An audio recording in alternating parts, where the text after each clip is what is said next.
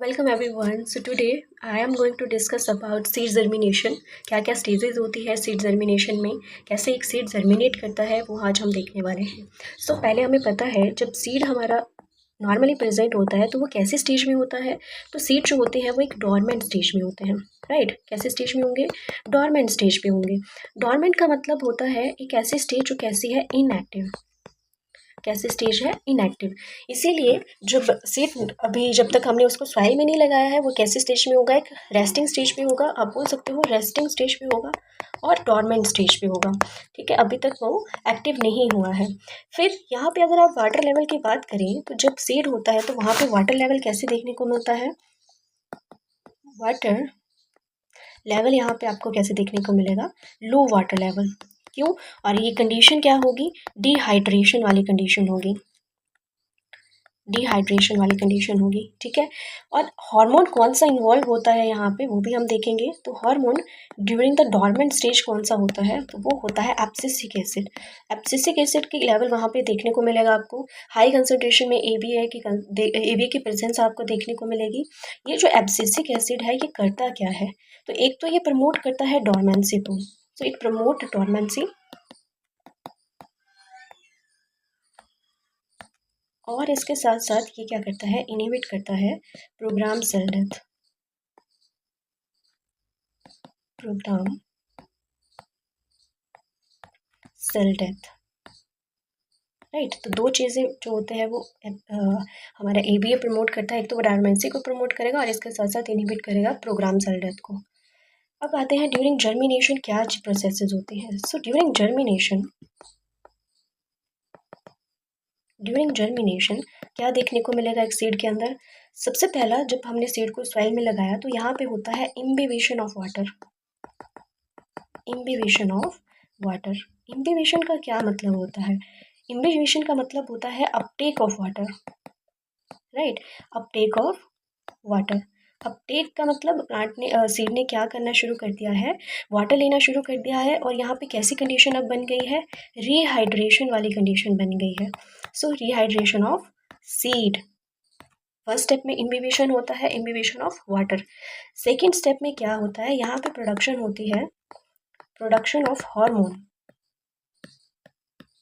Production of hormone called gibberellin. तो यहाँ पे क्या बनना शुरू हो जाता है? जिब्रेलिन बनना शुरू हो जाता है। ठीक है, तो यहाँ पे आपको पता होना चाहिए ड्यूरिंग द सीड जर्मिनेशन कौन से हार्मोन का रोल होता है। तो जिब्रेलिन या जिब्रेलिक एसिड का रोल आपको देखने को मिलता है। तो यहाँ पे प्रोसेस कैसे चलती है वो मैं आपको बताती हूँ। तो जब एम्ब्रियो होता है, एम्ब्रियो से सिक्रीट होता है हमारा जिब्रेलिक एसिड। राइट, और it is migrated to the aleurone layer. Aleurone layer आपको पता होगी, सीड के सबसे बाहर वाली लेयर एलोरोन लेयर होगी। एलोरोन लेयर जैसे ही ये माइग्रेट होता है एलोरोन लेयर में, वहाँ पे क्या होता है? ये जो एलोरोन लेयर होती है ये सिक्रीट करती है एक एंजाइम को। सो एलोरोन लेयर सिक्रीट या release hydrolytic enzyme. Hydrolytic enzyme, ये जो हाइड्रोलिटिक एंजाइम है इसका नाम क्या है? That is alpha mileage. ठीक है, क्या नाम है एंजाइम का? Alpha mileage. और ये जो अल्फा माइलेज है ये करता क्या है? इसका जो फंक्शन है वो बहुत इंपॉर्टेंट है। तो ये करता है it break down the store starch. जो स्टार्च सीड ने अपने अंदर स्टोर करके रखा था उसी को ब्रेक डाउन करने का काम करता है अल्फा माइलेज। राइट, और जब कभी भी स्टार्च ब्रेक डाउन होता है तो क्या कहाँ को जाता है? It is transported to the growing embryo. It is transported to the growing embryo. Right, कहाँ पे चला गया अगेन?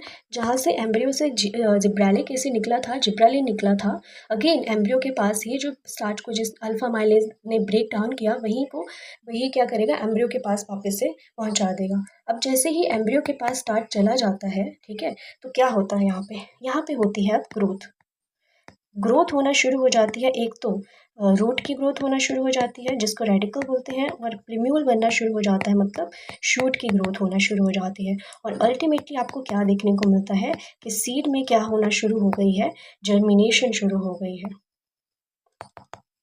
राइट। तो ये है overall process of seed germination. मैं आपको एक बार फिर से बता दूं कहाँ से प्रोसेस शुरू होती है। सबसे पहले आता है हमारे पास इम्बिवेशन ऑफ वाटर, राइट। इम्बिवेशन का मतलब होता है वाटर का टेक। सेकेंड स्टेप में क्या होता है, यहाँ पे रिलीज होता है हमारा जिब्रेलिक एसिड, ठीक है। थर्ड में एम्ब्रियो से जिब्रेलिन रिलीज हुआ, फिर it is migrated to the aleurone layer, right. और एलरोन लेयर के पास जाने के बाद यहाँ पे हाइड्रोलिटिक एंजाइम सेक्रेट होता है। कौन है वो हाइड्रोलिटिक एंजाइम? सो वो है अल्फा माइलेज। और ये जो अल्फा माइलेज है ये करता क्या है? So it break down the stored starch. कहाँ पे होता है? That is in endosperm. और एंडोस्पर्म में जो स्टार्च स्टोर था उसी को ब्रेक डाउन करने का काम करेगा। Then it is transported to the growing embryo. Again embryo के पास ही ट्रांसपोर्ट कर दिया जाएगा जो स्टार्च को हमने ब्रेक डाउन किया। फिर वहाँ पे शो होने लग जाती है, एक तो रूट की ग्रोथ होना शुरू हो जाती है या शूट की ग्रोथ होना शुरू हो जाती है। और अल्टीमेटली हमारा सीड क्या करना शुरू कर देता है? जर्मिनेट करना शुरू कर देता है। So it is a overall process of seed germination. Thank you so much.